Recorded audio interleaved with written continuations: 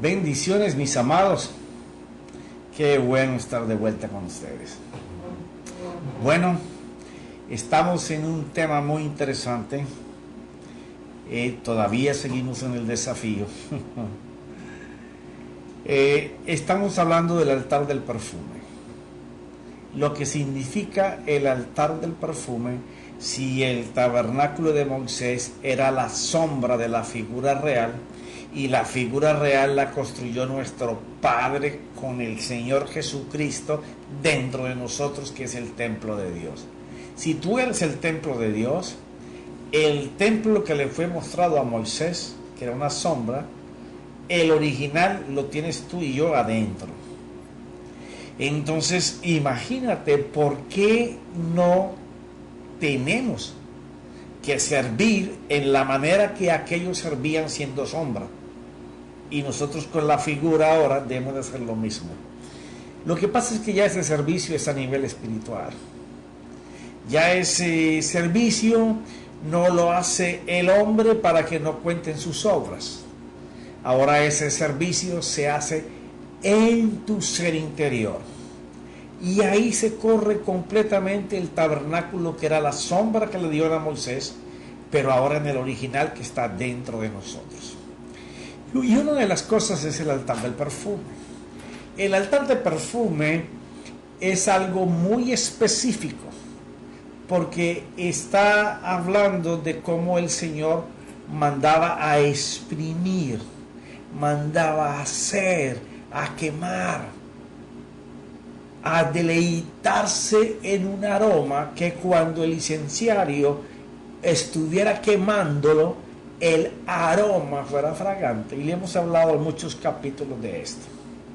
O sea que la oración que representa el altar del perfume, ¿ya?, es algo completamente diferente a la oración que regularmente hacemos. ¿Y por qué digo regularmente hacemos? Sí, porque a cualquiera se le solicita que ore e inmediatamente comenzamos a abrir nuestra boca, nuestros pensamientos comienzan a ordenar bendición para una persona, o comenzamos a reprender, si es del caso, o a interceder por algunas personas. Pero este tipo de oración en el altar de oro, que es el altar del perfume, que era la antesala a la presencia para entrar del lugar santo al lugar santísimo, es un derramamiento del ser interior en el deseo, en el hambre de pasar de lo santo a lo santísimo. La representación en el tabernáculo de Moisés, poder atravesar la cortina y no morir, como les pasaba a estos hombres de Dios. Simplemente pasar al recinto en donde la presencia de Dios lo llenaba todo, e empezaba el sumo sacerdote a tener ese contacto con Dios para tener el mensaje de lo que Dios quería para su pueblo. Entonces, como no se trata de llenar pensamientos y empezar a hablar bendiciones o de reprender a las fuerzas del mal, o de interceder por personas, o de pedir por cosas nuestras o para otro, entonces ¿de qué se trata? Se trata de orar amando a Dios por estar con Él. Es el derramamiento interior que nosotros hacemos por ese deseo anhelante, como lo decía David en sus salmos y como lo expresó en Filipenses el apóstol Pablo y en Corintios. Entonces, cuando nosotros podemos mirar esto, podemos darnos cuenta de que la oración en el altar de oro es, en este momento, cuando nosotros permitimos que Dios se enseñe en nosotros en ese secreto. Así como lo hacía el Señor Jesús cuando oraba, y que fue la prueba por la cual sus discípulos siempre le pedían que les enseñara a orar de esa forma. ¿Y cuál es la forma? Es esa forma en donde tú tienes que aquietar ese huracán que hay en nuestro corazón, por las cosas que necesitamos, por las cosas que vivimos, por las que estamos pasando, por lo que pensamos alcanzar. Y aquí no es que yo te esté enseñando una fórmula para orar o para llegar a ese altar. Es simplemente enrostrándote lo que nos pasa. Porque no te puedo enseñar cosas que todavía por años sigo tratando de siempre superar y alcanzar un punto más allá. Esto es un ejercicio, yo pienso, hasta que nos muramos, tratando cada vez de intimar más profundo con nuestro Dios. ¿De qué se trata? Se trata de que ya no sea cosas que imaginamos, corrientazos que nos pasan, sino que tengamos esa cita con nuestro Dios, que nosotros estemos bien claros a lo que vamos a ese lugar, el cual el Señor Jesús dijo que teníamos que hacerlo a solas, que era solo, que no venía nadie más con ayuda contigo. Inclusive cuando habla de cerrar la puerta, habla de trancarla, según aquella gente vivía. Y yo sé que más adelante vamos a tocar ese Mateo 6:6, porque es maravilloso el 6 y el 7. Hablar de cómo el Padre de los secretos, que está en lo secreto, habla en lo secreto. Pero de lo que se trata es de cómo nosotros aquietar nuestra mente para que nos permita ir a esa intimidad con Dios. David decía en el Salmo, porque él como nosotros vivió muchas de estas cosas: ¿por qué te abates, alma mía?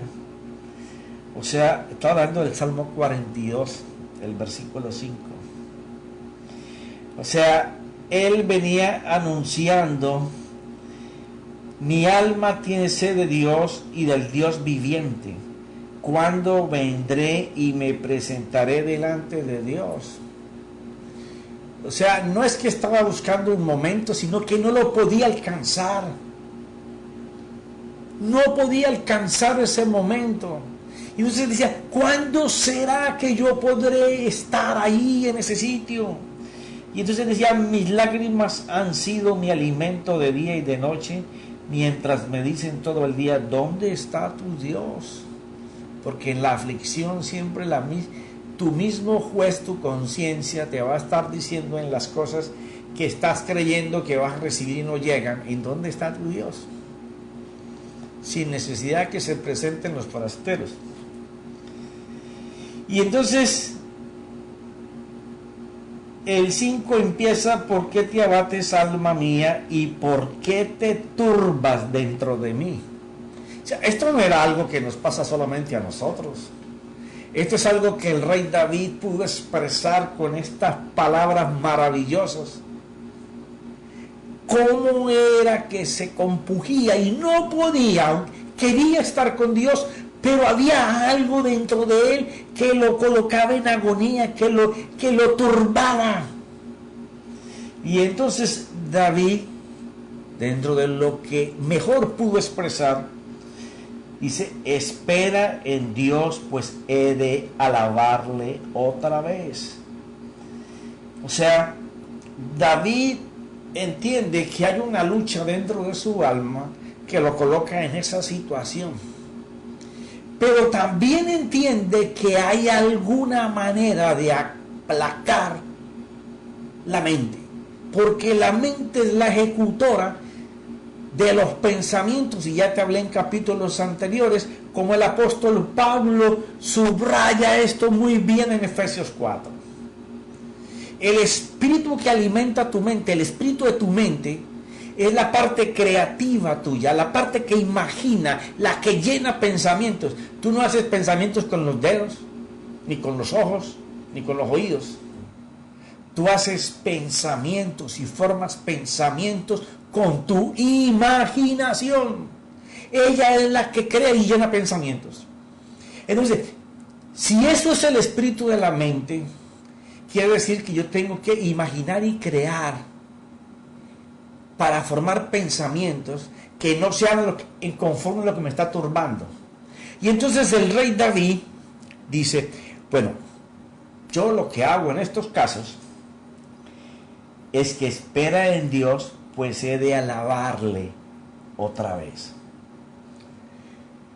Es tan valioso este apunte porque en los momentos en que no podemos encontrar cómo aplacar la mente, o que el espíritu de la mente nos sigue imaginando y creando los problemas, las cosas que necesitamos, las cosas que nos están presionando, las cosas que nos están abatiendo y turbando. El cantor del Señor dice, volveré a alabarle. Quiere decir que lo había alabado, pero no había logrado. Pero sabía que en la alabanza y la adoración estaba el poder influenciar sobre el espíritu de su mente. Y aquí es bien importante entrar en algo que ya hemos tocado en otros capítulos también, pero que lo repito de nuevo. Yo sé que tenemos una música maravillosa. Si en algún tiempo ha habido más información sobre Dios en todos los niveles, incluido la adoración y la alabanza, es hoy. Hoy tú puedes entrar en tu lugar secreto y tú puedes escoger, seleccionar adoración y alabanza para solamente comenzar a invocar y a buscar a Dios. Pero también tenemos una cantidad de escrituras en promesas y pactos que podemos estar manejando. Pero entre todo eso, lo más importante es hacer lo que dice David. Eso es una llave impresionante. No le alabes a Dios, ni le adores con las canciones, con los salmos que otros crearon para ellos buscar a Dios de esa forma. La manera ideal es como hace David. Yo sé que todos no tenemos el don para cantar ni la habilidad para hacerlo bien, pero cuando se trata de lo secreto con Dios, lo que importa es lo que sale por tu boca. Ese espíritu que comienza a imaginar y a crear pensamientos de agradecimiento, de esperanza, de confianza, para ensalzar a tu Dios por las cosas que ha hecho contigo y si las hizo, las volverá a hacer. Es aquel momento en donde empezamos a amar a Dios, no con lo que otros lo amaron, sino de nuestro propio interior. Y lo más maravilloso de esto es que lo que David cantaba era el Espíritu Santo de Dios que le ayudaba, que lo empujaba, que le formaba, que lo guiaba. O sea, tenemos al Espíritu Santo de Dios dispuesto para que llevemos una adoración al Padre y a nuestro Salvador. O sea, el lugar secreto es secreto para el que no sabe y no quiere o no anhela vivir esa experiencia. Claro, tenemos que saber que para poder lograrlo tenemos nuestro peor enemigo, que no es el diablo, somos nosotros mismos. Nuestro peor enemigo es nuestro yo, nuestras vanidades, nuestros deseos. Porque muchas de las cosas que nosotros perseguimos, así le coloquemos el nombre de Dios, son las cosas que nosotros queremos alcanzar. Y nos afirmamos, no, es que esto me lo puso Dios. Pero la verdad es, cuando Dios te coloca algo en donde Dios está involucrado, no es que las cosas van a ser fáciles, pero tú vas a ver fruto. Tú vas a ver cómo conexiones se juntan contigo, que Dios las envía. Por eso es que Él dice, orad al Padre para que te envíe obreros, porque la mies es de Él. Entonces Él te manda los ayudadores para que tú logres la meta que tengas que lograr. Bien sea en tu finanza, bien sea en tu salud, bien sea en tu matrimonio, con tus hijos o en el ministerio. Se supone que nosotros caminamos por un camino que ya Él predeterminó. Lo que tenemos es que conocerlo, y para conocerlo tenemos que estar dispuestos a hacer su voluntad. Y entonces podemos decir como el Señor, yo no hablo lo que yo quiero, yo hablo lo que le oigo a Él que me dice que hable.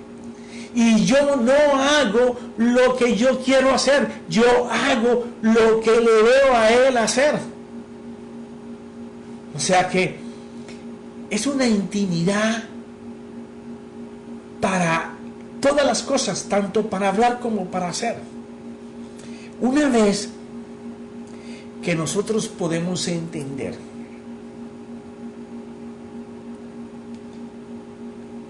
que nuestro enemigo somos nosotros mismos y que tenemos que sujetarlo, y que una de las maneras de la sujeción es salmeándole, adorándole, alabándole, agradeciéndole, porque una vez que tus labios ya no están abriéndose para repetir y repetir oraciones y promesas y pactos, sino que ahora estás buscándolo para amarlo, como decíamos en la pasada charla, como cuando queremos intimar con nuestra esposa o con tu esposo. Cuando la fragancia está de esa manera, entonces ya hemos alcanzado la primera parte, que es concentrarnos en buscarlo a Él, y comenzamos a practicar la búsqueda.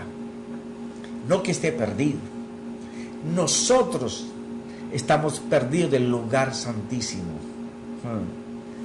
Entonces ya el enemigo no podrá desconcentrarnos, porque nuestros pensamientos están siendo influenciados por el Espíritu Santo y Cristo. Todo lo que conoces de Biblia, todo lo que conoces de pactos, de promesas, aplicados a tu vida por lo que has vivido, por lo que estás viviendo ahora y por lo que vas a vivir. Entonces, en este estado nos vamos a mover exactamente como todos los hombres de Dios en la Biblia. Necesitamos una palabra de Dios en ese lugar secreto.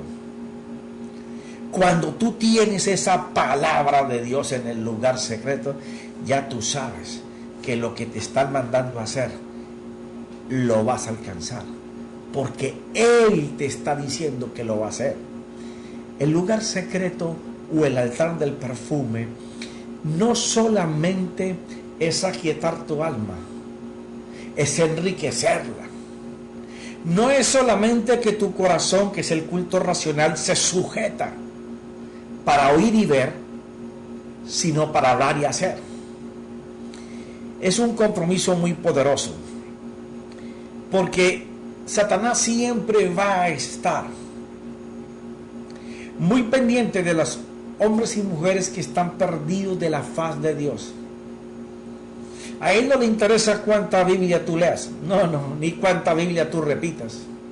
A Él lo que le interesa es que en lo que tú confieses y en lo que tú estás buscando, en lo que tú hables de la Biblia, Dios no esté contigo allí. Pero profetas son promesas que Dios dijo que iba a hacer. Sí, todos los hombres en la Biblia las tuvieron, pero todos se movieron cuando Dios les rectificó o cuando Dios les afirmó sobre esa palabra que les iba a hacer. El problema de la oración en este lugar no es orar, por gastar el tiempo, por repetir palabras, promesas, pactos, por cantar canciones. No, ahí es donde tú libras tu batalla para presentar delante de tu Padre cuando estás en la presencia de Él, hasta que Dios diga, te lo doy, estaré contigo, lo voy a hacer. Porque no es hablar y hablar y hablar, no, es posesionarse de una palabra que Dios te diga que esa va a serla. Entonces el enemigo lo que está tratando es de que tú no estés en ese lugar, que tú entres, pero cuando vayas al mundo tengas dudas, aunque digas que te mantengas en fe porque confiesas, pero los hechos, los resultados evidencian que no estás ahí con Dios. Yo sé que es fuerte, pero tenemos que aprender a vivir en la intimidad con Dios, porque los tiempos que vienen cada vez serán peor. No habrán tiempos mejores. Eso que están hablando de los púlpitos está fuera de las profecías. Los mensajes pueden llevar esperanzas, sí, pero esperanzas que tengan motores propios, no que tú las empujes. Sí, estamos hablando que no es lo mismo que tú tengas una esperanza sembrada por Cristo y el Espíritu, en donde Dios afirma que va a hacer. Entonces, para que ese sí te llegue, hay que ir a buscar en lo profundo, tener el hambre, tener ese anhelo de ir a buscar hasta que Dios diga sí. Por eso Lucas, cuando habla de lo parecido de lo que habla Mateo, porque no lo habla de la misma manera, Lucas habla de llamar, Lucas habla de tocar, Lucas habla de insistir. ¿Por qué? Porque él mismo dijo que no nos iba a dar una serpiente o una piedra por lo que estuviéramos necesitando, pero seremos capaces de persistir humildemente, con vehemencia, con anhelo, con la pasión del que sabe que tiene un papá que es poderoso, que es Dios, que es el creador de todas las cosas. Profeta, y entonces Él se goza viéndome sufrir, Él se goza viéndome pedirle. Tremenda pregunta, ¿verdad? No, Él no se goza con eso. Él se goza con la forma como le amas, porque en medio de tu necesidad tú no tienes una reprensión para Dios por no haber llegado en el momento preciso o por no haberte dado lo que tú querías. No, vas allí con las expresiones de que aunque no ves nada, aunque el resultado no es visible, aunque las cosas parezcan que no cambias, tú sabes que Él es tu papá. Y que tú sabes que como hijo tú estás creyendo que cada cosa que Él te diga que va a hacer, Él es fiel, poderoso para hacerla. Entonces esas son esperanzas que tienen un motor distinto.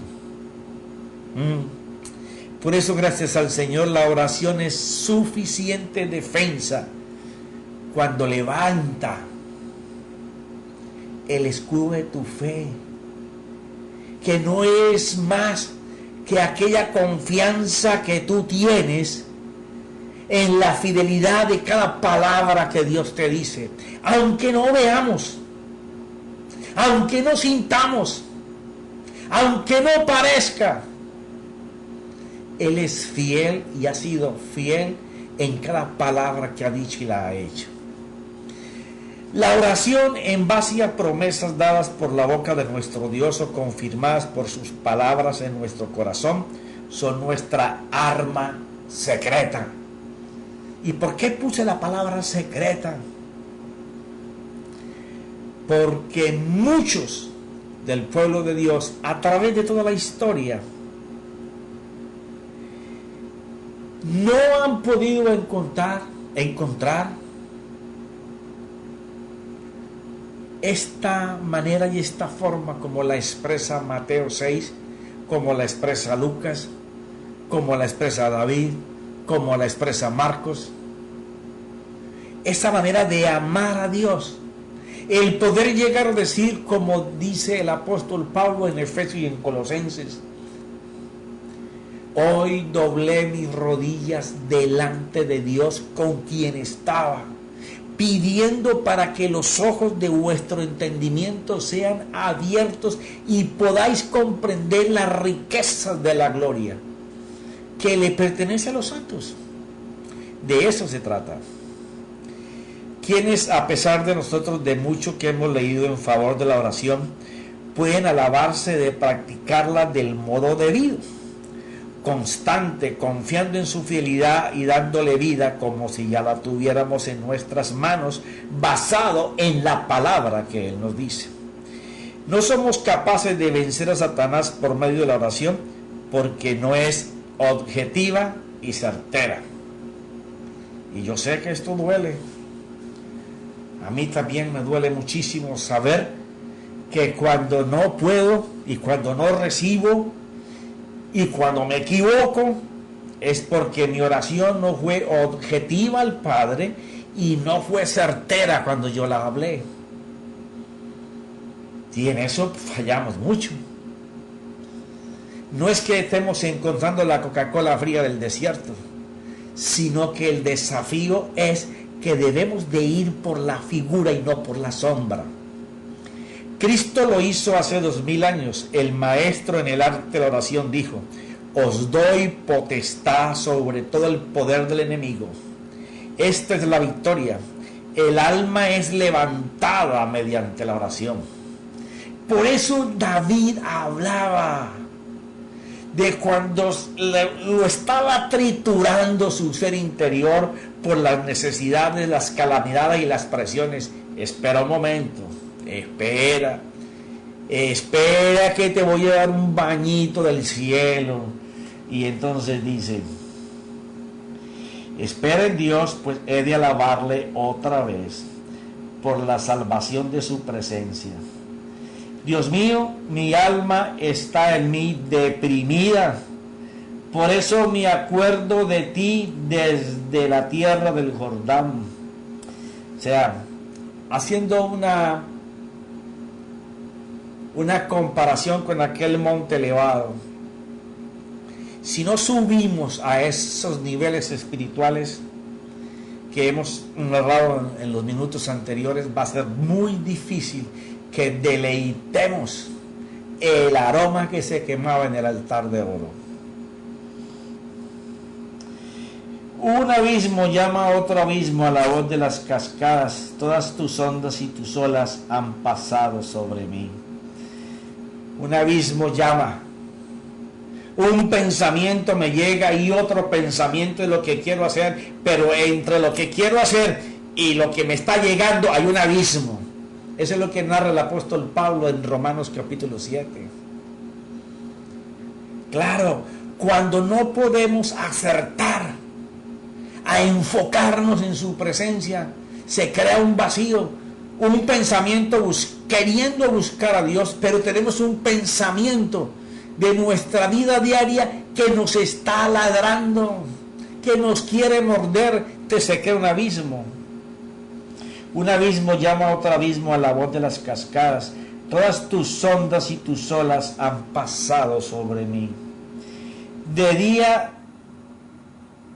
mandará el Señor su misericordia y de noche su cántico estará conmigo. Es impresionante lo que el rey David narra aquí. Yo soy un fuerte admirador de la vida del rey David, no lo puedo negar.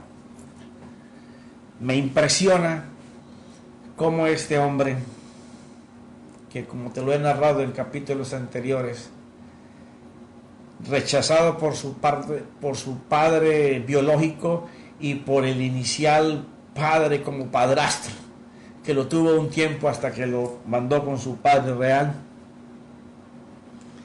pudo llegar a vivir el hecho de que Dios era su padre, su único padre, que él podía respaldar.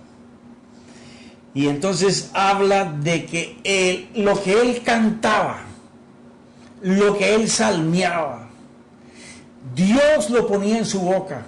¡Wow!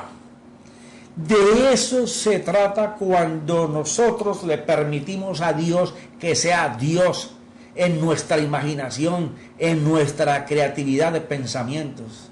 Él mismo va a colocar todas esas notas, toda esa adoración que vemos, la gran mayoría, porque yo sé que hay alguna que es muy copiada de una y de otra parte, es inspiración de Cristo y el Espíritu Santo a ese hombre o a esa mujer de Dios. Eso es lo que tenemos que hacer. Elevaré una oración al Dios de mi vida. A Dios mi roca diré, ¿por qué me has olvidado? ¿Por qué ando sombrío por la opresión del enemigo? Como quien quebrantará mis huesos, mis adversarios me afrendan, mientras me dicen todo el día, ¿dónde está tu Dios? ¿Por qué te abates, alma mía, y por qué te turbas dentro de mí? Espera en Dios, pues he de alabarle otra vez. Él es la salvación de mi ser y Él es mi Dios. Una llave impresionante que narra ahí David. Al principio, cuando estamos ejercitando esto, porque esto es una vida de disciplina, así como el que desea encontrar los oráculos de la sabiduría en la Biblia, pero no gasta tiempo para ella, no la estudia, no la medita, no la reflexiona con su vida, entonces puede leer capítulos enteros por días, o coger formatos para leerla en 6 meses, en 1 año, en 2 años, pero a la larga no estás pasando nada. Cuando tú te decides estudiar lo que la palabra que Dios dejó escrita, tú tienes que gastar tiempo, no solamente en leer, en meditar, en reflexionar, en investigar, en poder colocar sobre tu mente, sobre tu alma, sobre tu conciencia, la renovación de cambio que ofrece la palabra. Es una disciplina, así mismo es la oración. Lo que pasa es que le gastamos mucho más tiempo a leer libros que otros escriben sobre lo que ellos piensan que Dios está diciendo. Y no digo que sean malos, hay libros a mí que me han nutrido impresionantemente, pero la mejor manera es cuando tú decides invocar a Cristo y al Espíritu Santo y paso a paso te vas metiendo. Tú no puedes consumir 6, 7, 8 horas estudiando la Biblia diariamente si tú no empiezas por 5 minutos, pero 5 minutos bien. Igual en la oración. Si tú no empiezas por poquitos, tú no la vas a desarrollar jamás. Te parecerá al principio que el tiempo corre lentamente y no tienes respuestas de lo que tú estás buscando, que es amarlo a Él en lo íntimo. A veces no sabemos qué decir, pero a medida que lo ejercitamos nos vamos elevando espiritualmente en ese tipo de oración. Y el alma comienza a ejercitarse y a estar presta para esas citas diarias con el Señor. Porque esto es de hacerlo diario. A veces hay que dejar de ser tan operacional para tener ese tiempo con el que ya vio lo que yo tengo que hacer para que me vaya bien. Pero a medida que nos elevamos espiritualmente en oración y el alma se ejercita y nos damos cuenta que nos vamos a dar cuenta que tenemos mucho que decir y mucho que oír. Y cuando menos pienses, el tiempo volará en ese lugar. ¿Ah? Aquellos que están atados al tiempo, esclavos de su cita, de su agenda, de los lugares que tienen que visitar, esos tendrán doble enemigo. Pero aquellos que pueden decir, a partir de este tiempo ya hice mi trabajo, hice mis labores, a partir de este tiempo voy a estar solo para Él. Entrarás a orar, al principio será difícil, no te digo que es fácil, porque lo fácil es difícil, porque no estamos enseñados a aquietar la mente. Siempre nos dejamos guiar por ella como si ella reinara en nosotros, cuando ella es un instrumento espiritual pequeño que Dios puso a nuestro servicio. Cuando Él dijo sojuzgad y gobernad, ahí la mente sabía que tenía que ser sierva nuestra, no nosotros siervos de nuestros pensamientos. Wow. Cuando lo aprendes a hacer y lo aprendes a desarrollar, vas a ver que el tiempo te pasa y tú piensas que no has hecho mucho. Piensas que cómo corrieron 3 horas, 4 horas, 5 horas, pero ¿a qué horas? Porque el deleite va llegando en el tiempo del ejercicio. Pero al principio te puedes quedar dormido si lo haces de noche. Sí, entras a hablar, a buscar al Señor y te quedas dormido. No te preocupes. Los apóstoles se durmieron estando Él ahí cerquita. Y les dijo, oremos 1 hora y se durmieron. Ahora Él no está allí contigo hablándote.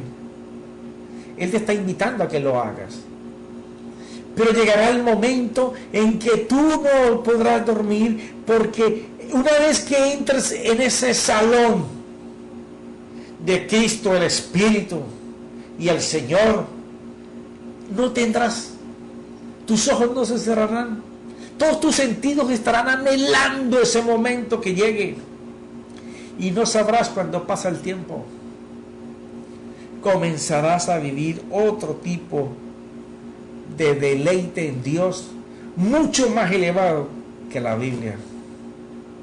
Mucho más elevado que la Biblia. Y no que no debamos de conocerla. Pero si tú miras, todos los apóstoles tenían la vida de oración.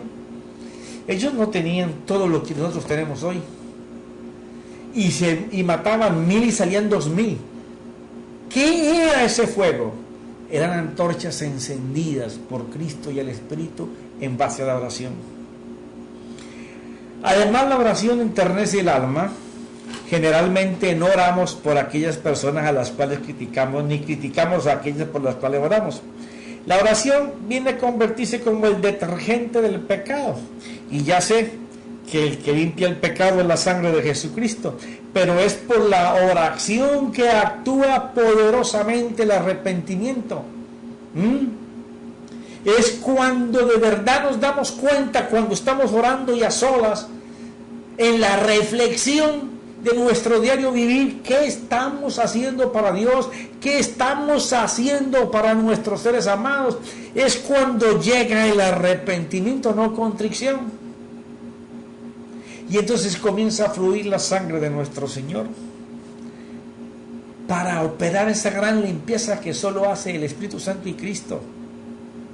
Porque es la única manera de vencer las ataduras que nos influencian en el espíritu de nuestra mente para no lograr el cambio a ese tipo de oración. Y te repito, a Satanás no le importa que avancemos hasta las profundidades del conocimiento de la Biblia, con tal que nos abstengamos de orar en la presencia de Dios, en su secreto, lo cual es el cumplimiento de las instrucciones que recibimos por el estudio de la palabra, vivir solo para Él. Ese es el motivo por el cual podemos ser una biblioteca ambulante de teología, pero no vivimos para Él. Porque Él mismo dijo que la letra mataba, pero el espíritu de la letra vivifica. O sea, es tan importante que las palabras que Dios nos dé a través de la Escritura o que nos hable a nuestros oídos, bien sea porque vengan por parte de una persona o porque las miremos en la Biblia y estas palabras nos salten, o el Espíritu Santo comience a hablarnos, de esa manera es que el conocimiento va a funcionar. ¿De qué sirve mayor conocimiento si tenemos corazones más ruines? Y te voy a desafiar ya en el cierre del programa. Sí, hay gente que tiene mucho conocimiento, pero su corazón es muy ruin. ¿Qué vale tener más aprecio de los hombres que te apapachan y te aplauden y te admiran si te falta la admiración de Dios? ¿Qué importa la higiene física si tenemos la mente sucia con las cosas que el mundo ofrece? Hacían desde fray, italianos, zapatos, joyas, tremendos carros. ¿De qué sirve todo eso si tu mente y tu corazón están mal? ¿De qué vale la piedad externa si tenemos carnalidad en el alma? Por eso es que aquí en este tipo de oración hacemos un lavacro porque estamos delante del Dios Todopoderoso y ahí estamos desnudos. ¿Qué importancia tiene la fortaleza física si padecemos de flaquezas espirituales? Y las sabemos. Y tenemos nuestras debilidades y o las tapamos o no las queremos combatir. ¿De qué sirve la riqueza si tenemos pobreza espiritual? Gente que solo anda buscando lo que el mundo tiene. No, porque Abraham fue millonario, Jacob fue millonario, el otro fue multimillonario, David fue multimillonario. Imagínate que toda esa gente que tú le llamas multimillonarios nunca se propusieron en tener un palacio ni andar en una carroza de 3 ruedas con 20 caballos. Esa gente se preocupó por amar a Dios, servir a Dios, ayudar a su pueblo y vivían en tiendas y eran nómadas. Tú no vas a leer en ninguno de esos patriarcas que vivía en un suntuoso palacio como los jeques de ese tiempo. Así es. ¿Quién puede complacerse en la popularidad humana si es desconocido en las regiones del espíritu? Aquí donde hablamos en estos días, las oraciones cortas en público que dan proezas sobrenaturales y milagros, es el resultado de intensas horas de oración ahí en el secreto con Él. La oración en el secreto es el remedio para toda esta clase de paradojas. El alma que quiere librarse de la falta de espiritualidad de nuestro tiempo necesita hacerse una mente celestial, en donde tu cuerpo de imaginación y creación esté bajo la influencia de Cristo y el Espíritu Santo, mediante el andar más cerca de Dios. El aspirante a las riquezas espirituales y a ser oído por Dios conocerá mucha soledad de parte de los hombres. Este es un marcapasos. Regularmente toda la gente que tiene mucha intimidad con Dios pierde la intimidad con los hombres, con las amistades, con las relaciones humanas, porque el espacio que les daba a ellos ahora lo tiene todo concentrado en Dios. Y comerá el pan de aflicción del que no gustan los hombres. Puede que no sufra mucha oposición familiar, o puede que la sufra porque no le entienden lo que está buscando. Pero lo que sufrirá de seguro es muchos conflictos de alma, de lo que vivió, de lo que vivía antes y lo que está viviendo, hasta que llegue el cambio y logre esa nueva dimensión. Es mucho conflicto del alma porque vamos a tener que estar en soledad y apartamiento, se aparta de sus mejores amigos que le conceptuarán de persona rara. Pero todo esto de la intimidad con Dios lo podemos asociar así: A los amantes les gusta estar solos. Sí. Cuando un hombre o una mujer está siendo infiel, busca que nadie lo mire, que nadie lo vea, se aparta de todo porque quiere correr a estar solo. Yo sé, no te gusta el ejemplo, pero tenemos que asociarlo con nuestra vida diaria. La intimidad con Dios es fundamental en este tiempo que estamos entrando. Y las mejores alturas espirituales se conquistan en la soledad. De eso no tenemos ningún reparo. Pero mi esposa me dijo, se te acabó el tiempo, muñeco. Mis amados, no te estoy tratando de enseñar cómo hacerlo. Te estoy compartiendo cómo lo he recibido de las Escrituras, cómo lo he venido practicando en los años. Cuando he podido, perdón,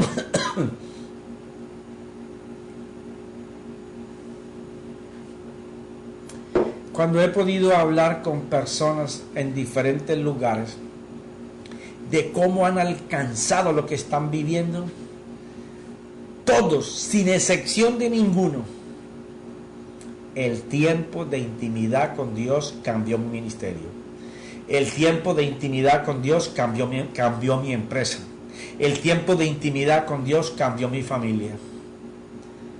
Luego, no es un desafío, es una invitación al cambio por la excelencia. Recuerda, si eres el templo de Dios, ejecuta lo que hacían en el templo, que era la sombra. No te estoy llevando a nada nuevo.